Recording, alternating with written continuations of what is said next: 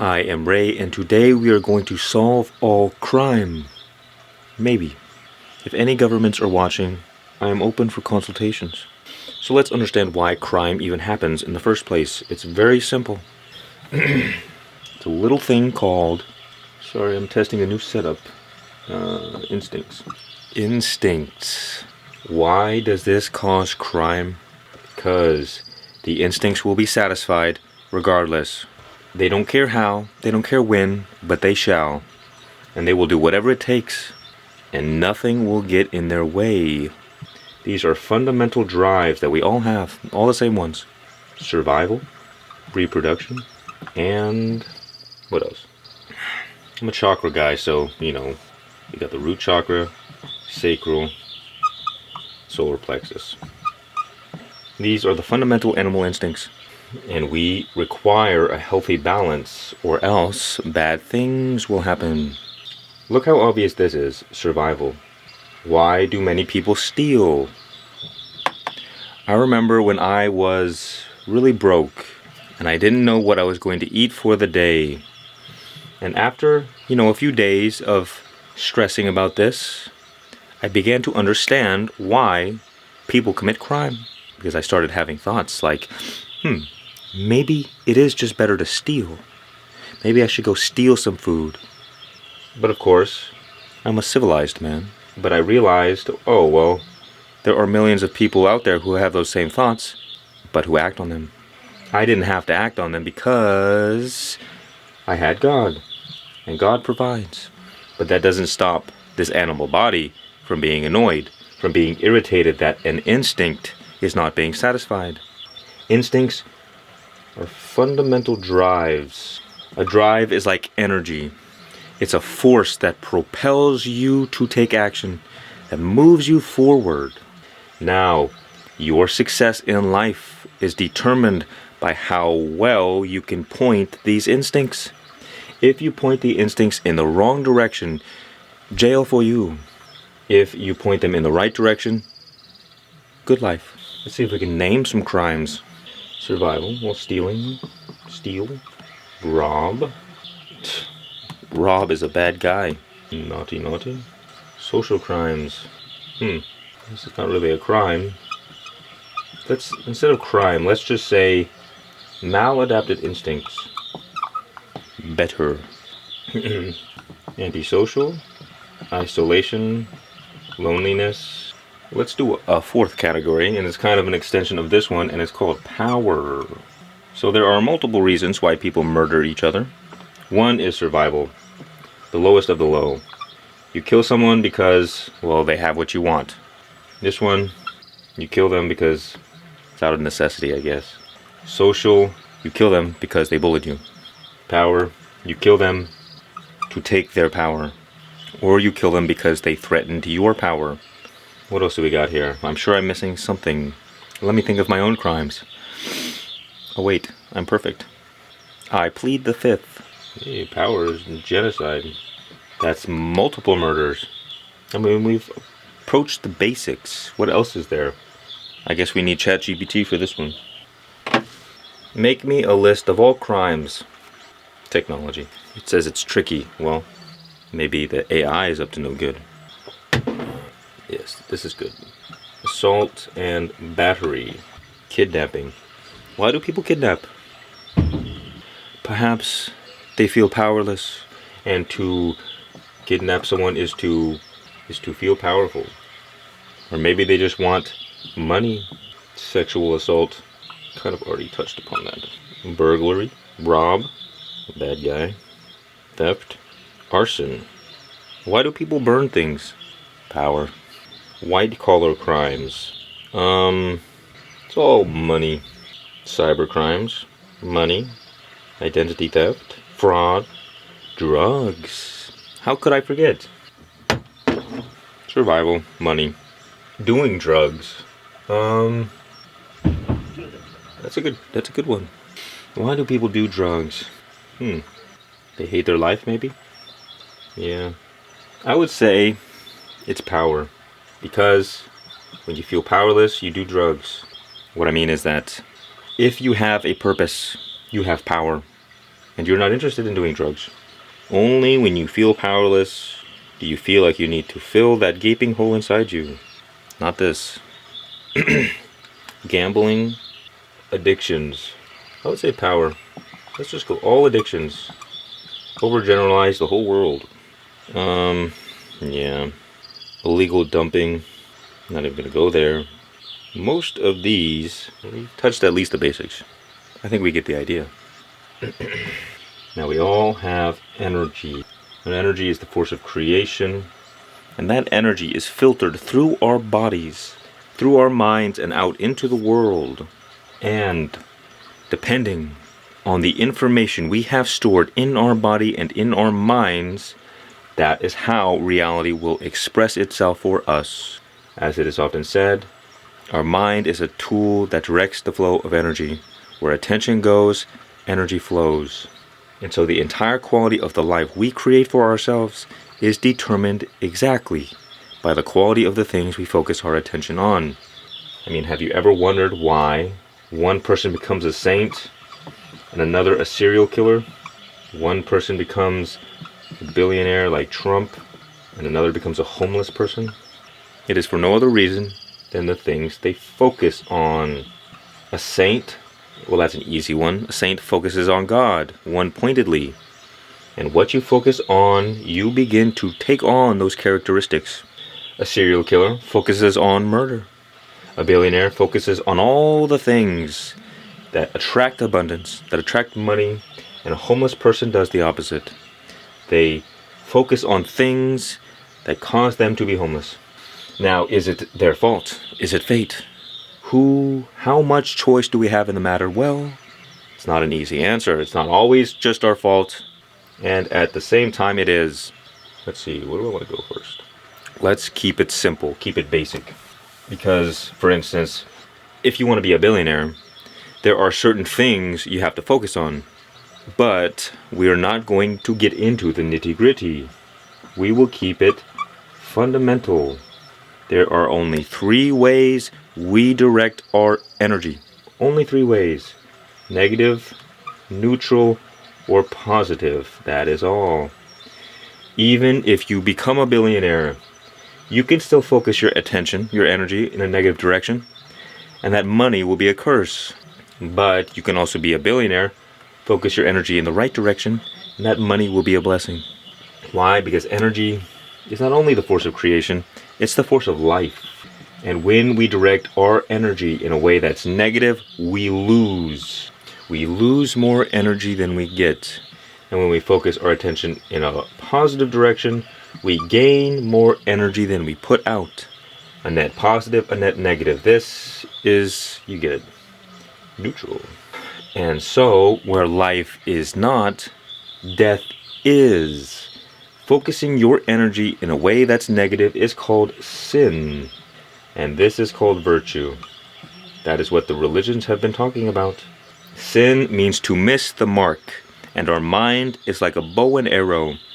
So to miss the mark means to point your mind in a direction that causes a net negative loss of energy. Just why all sin leads to death. And that is why heaven is eternal life. Through virtue, you rise to heaven, and through sin, you fall to hell. Why? Because these are potential realities. We have to understand that everything is energy, and energy is frequency and vibration. Heaven is the highest frequency, and hell is the lowest frequency. And when you compound energy onto another, for instance, 1 plus 1, you get more energy. You rise in vibration. So you were at 1 vibration, and then you engaged in an action that caused you to rise your frequency. And then you end up at 2 vibration, a little bit closer to heaven. Heaven is the highest vibration. But if you were at 5 vibration, and you did an action that caused you to -3 vibration, now you are at 2. You went a little bit closer to hell. Now, if you continue this process, what happens is that, well, first, we all have a potential. Let us first use this example. We all have potential, frequency.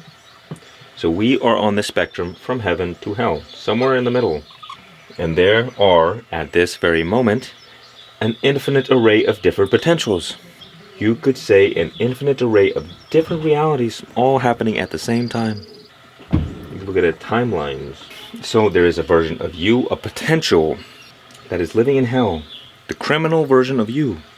And there's a person of you, and there's a version of you living in heaven. And this doesn't need to be so philosophical or mystical. Think about it.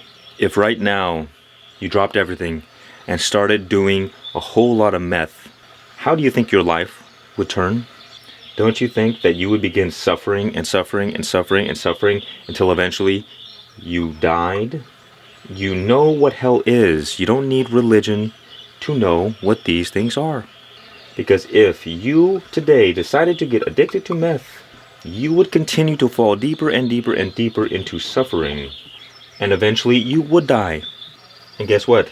If you dropped everything and started being a wholly good person, did all the right things, you would upward spiral and bring forth heaven on earth. We are vessels for these higher powers. We either are a vessel for death or we are a vessel for life. So the version of you in hell is the one engaging in the wrong actions, thinking the wrong thoughts. And so too the version of you in heaven is the one acting positively all the time, thinking positively. And so when you see bad things happen, it is because one person, or many people, they are vibrating at such a low frequency that they bring chaos, destruction, they bring forth hell on earth. That is all.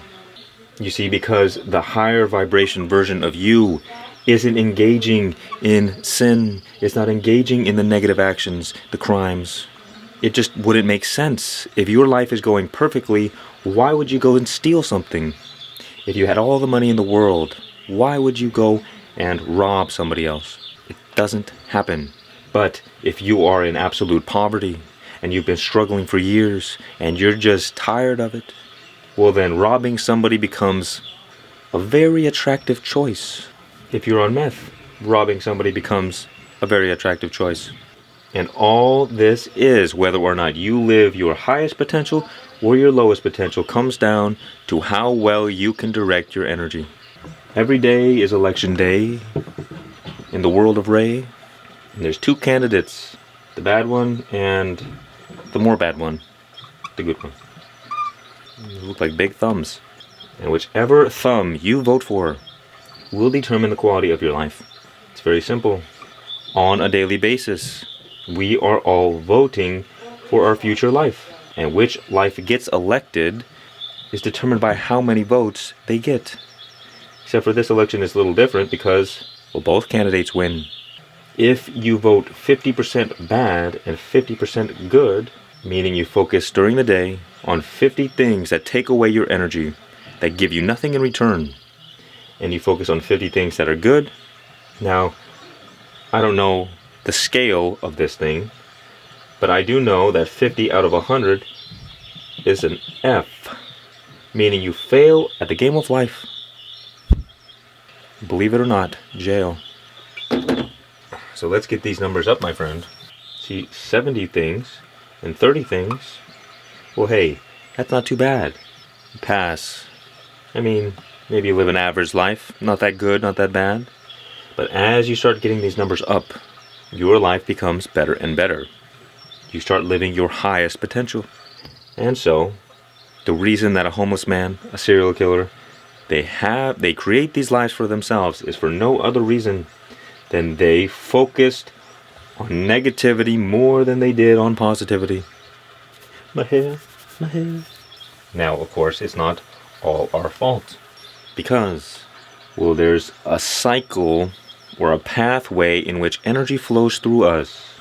First through the body, then through the mind, then through action, and then consequences out in the world. So, the body, there's the instincts and the unconscious identity. The unconscious identity creates automatic thoughts that you cannot control.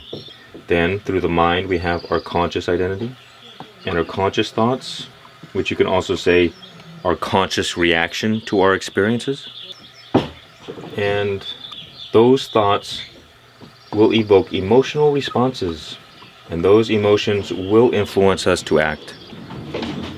And then those actions will create consequences in the world in which then we can reflect upon and decide, do I want to keep going this direction or do I want to change?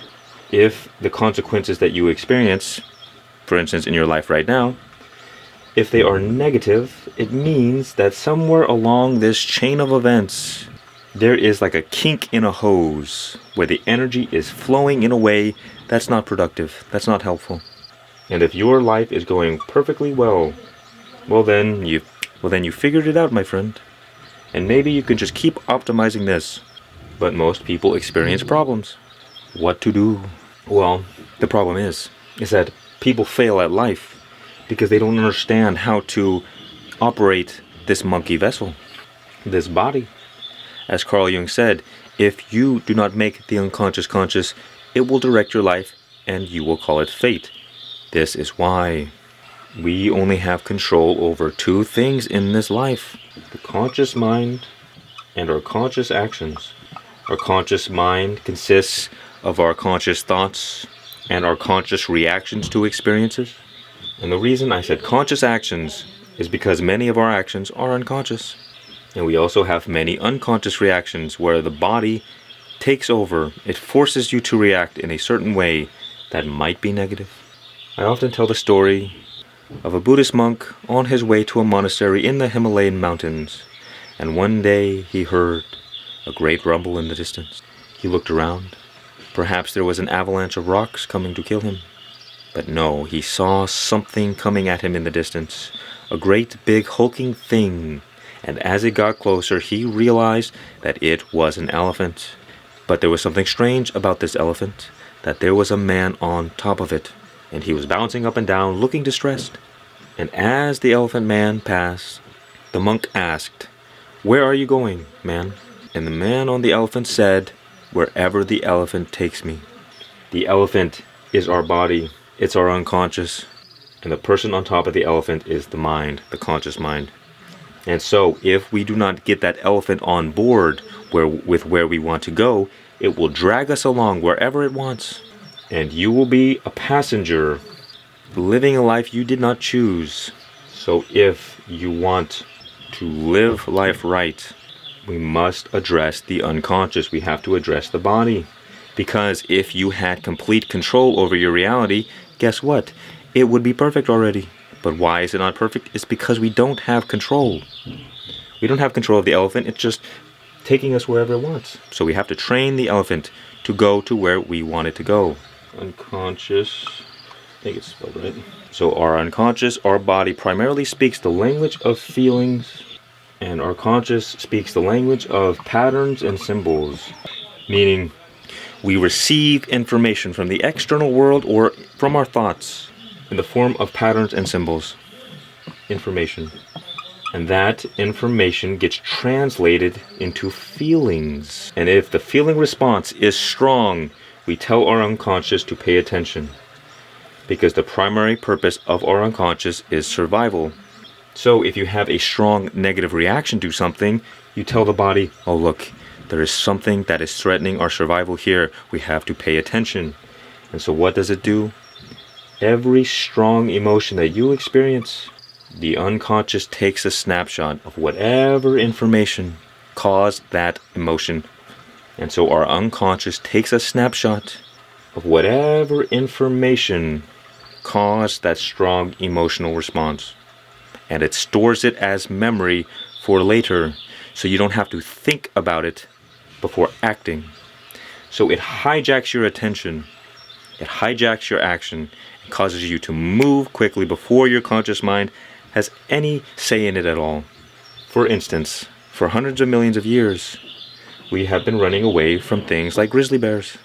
And so, in our body, is hundreds of millions of years of evolutionary instinct. So you don't have to have ever seen a grizzly bear before to know that it's going to eat you, because our body already knows. So it causes you to respond before your conscious mind says, oh, that's a grizzly bear. Because if you did not act before thinking, you would get eaten.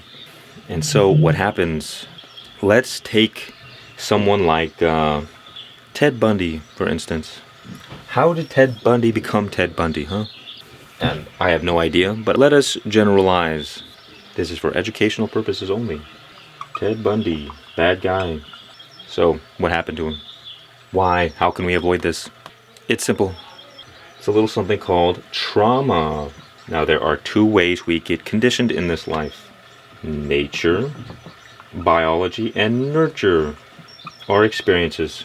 So, people will have biological predispositions towards certain mental illnesses, towards certain physical illnesses, certain patterns that direct the flow of energy.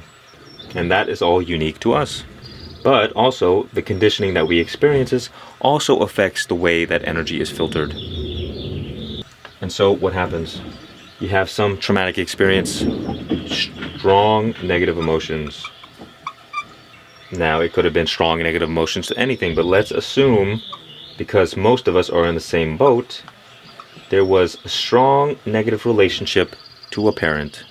And a negative relationship is created by the accumulation of strong negative experiences or negative reactions to experiences that create negative emotions. So what happens? For whatever reason, not making assumptions, his sexual instinct was traumatized, maladapted. Why? So his energy was filtered in a negative way. In other words, he had an unconscious negative self-identity, a negative identity that caused his sexual instinct to be perverted. In other words, caused his energy to be hemorrhaged, to be perpetually focused on negativity. Because once that unconscious identity is solidified, you have no choice in the matter. Your unconscious, your body will cause you to hyper-focus on whatever negativity, whatever trauma, whatever negative experiences, whatever it is that is threatening your survival. So what did this look like? Well, guess what? Life may have been pretty normal, but one day everything changed. And I guarantee you what it was that he had a single negative thought that changed everything. A negative thought that consisted of being sexual in nature and being violent in nature. Now, in the beginning, he might have thought, whoa, what is this? This is weird. I don't want this. I don't want this. When you resist your thoughts, you make them stronger. What we resist persists. So the moment he began struggling and wrestling with these thoughts, they began to spiral out of control. They got more sexual in nature. They got more violent in nature. And so the stronger thoughts created stronger negative emotional reactions, further reinforcing that negative unconscious identity, feeding it and feeding it and feeding it all this energy. And because energy is the force of life, it gave life to a monster. Look, you cannot hold any thought in your mind for a long period of time and also not act on it. Any thought that you hold for a long period of time, you will inevitably act on it, because it will continue to create emotional responses that will influence your actions. Think about it. Your emotions drive you to take action. There is no say in the matter. If you have a strong emotion about something, you will act. And so it spirals out of control into negativity. And guess what? One day, in the beginning, he may have resisted the thoughts and said, no, I don't want this. But one day, those thoughts consumed him. And instead of resisting it, he said, maybe I am just evil. And he accepted that identity. He consciously made the decision that I am not going to resist these thoughts any longer. I am my thoughts, and I am evil. And when he surrendered to evil, that is when he was fully possessed and decided to take action on his thoughts. What would have saved him was realizing that a thought is just a thought. You don't have to believe a single thing your mind tells you. But if you pay attention, if you can cultivate awareness, you will find that all negative thoughts are a result of some negative memory stored in your body. That's all. Because thoughts come from the unconscious. They come from our body. We may have conscious thoughts that we produce with our brain, but it is the negative memory that allows automatic unconscious thoughts to arise. And if those automatic thoughts, if they're negative, it means that there is a trauma, there is a negative identity, there is a negative unconscious identity that is causing your energy to be filtered in a way that is creating hell on earth for you, driving you down into your lowest potential. And guess what? As you hemorrhage energy, and because energy is the force of life, where life is not, death is, you become a vessel for death. The death force possesses you, and you become a force for hell on earth. It is not you that is doing it. It is the force of death working through you. As it is said, we are like playthings of the gods. We fight not against flesh and blood, but against principalities. This is what that means. When you get possessed by the force of death, you cannot do anything about it. If you are hemorrhaging energy long enough through your negative thoughts, through your addictions, through your negative actions, suicide and death is the only option. Not because you want to kill yourself, not because you did, but because the force of death possesses you and you have no say in the matter. But where we went wrong was that we allowed the process to continue. Because through our conscious thoughts, through our conscious identity, through our conscious actions, we can prevent all of this from ever happening. But if you do not learn how to train that elephant, this is the kind of things that can happen. So how do we do this? Well, first of all, you have to make the decision that, oh, wait a minute, I want to live a better life. Consciously, you have to make that decision. You consciously make the decision to make a better life. And when you make that decision, you can stop feeding negativity. Because think about it, once you've made the decision to do something, now you'll begin hyper-focusing on all the things that either contribute to that better life, to that thing, or take away from it. And what you probably don't realize is that all of the negativity, all the ways we focus on negativity is unconscious, because you wouldn't consciously make your life worse, would you? So the reason that our unconscious is destroying our life is because we're not conscious. So you have to make the unconscious conscious. You cultivate awareness. You begin realizing all the ways you're thinking stupid thoughts and doing stupid things. And in your awareness alone, you begin the process of overcoming, of transcending. But if you stay unconscious forever, down you go. So it all begins with awareness. And then, when you catch yourself ruminating on negative thoughts, you can make a decision. The more awareness you have, the more power you have. In other words, when you're unconscious, you can ruminate on your negative thoughts forever. And you don't realize that you're doing it. But then as you become more aware, you catch yourself in the middle of it. And that is how you break the momentum. You stop the thoughts from spiraling out of control. And when you become aware, you realize, oh, wait a minute. Why am I having these thoughts? What is it that my unconscious is trying to tell me? Because with those negative thoughts, your unconscious is trying to help you.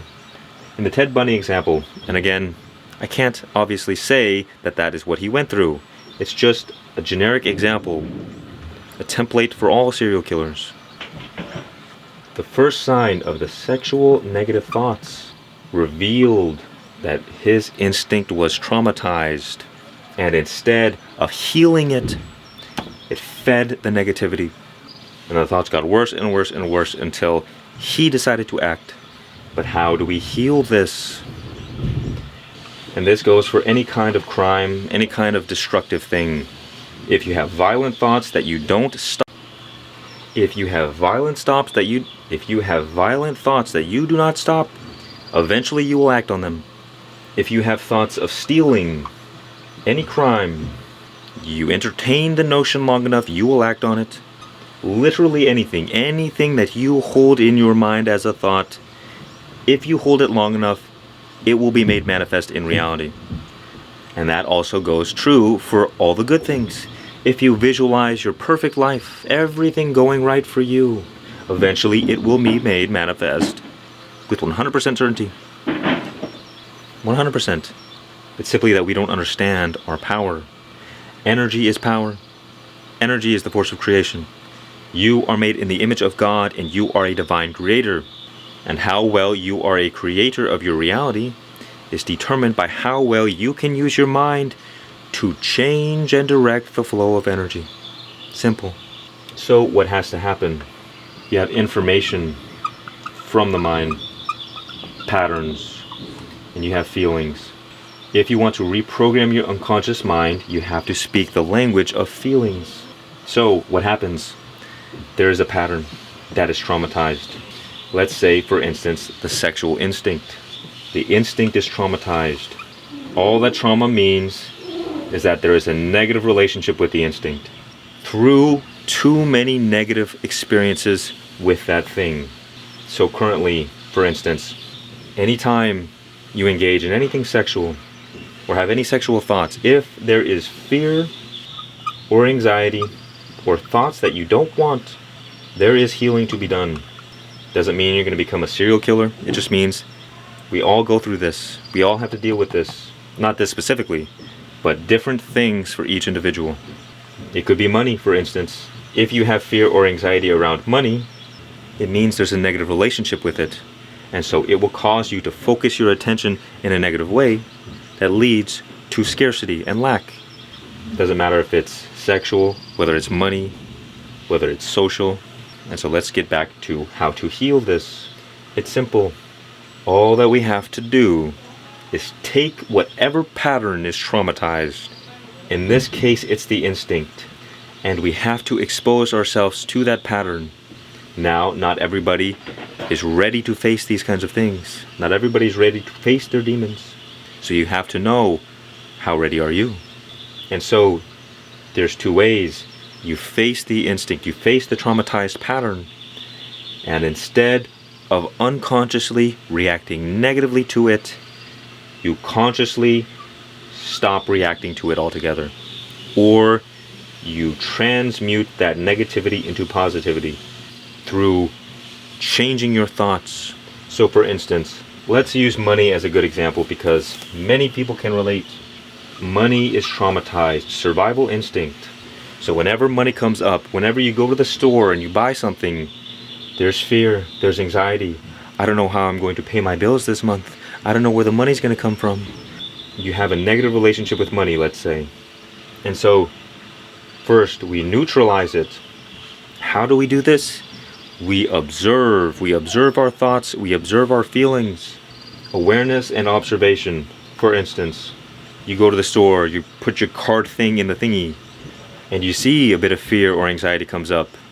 And instead of unconsciously reacting to it, like normal, you just observe it. You say, interesting. There's a bit of anxiety here. I didn't realize that before. I must have a negative relationship to money, which is causing my reality to manifest as scarcity and lack. Because, guess what?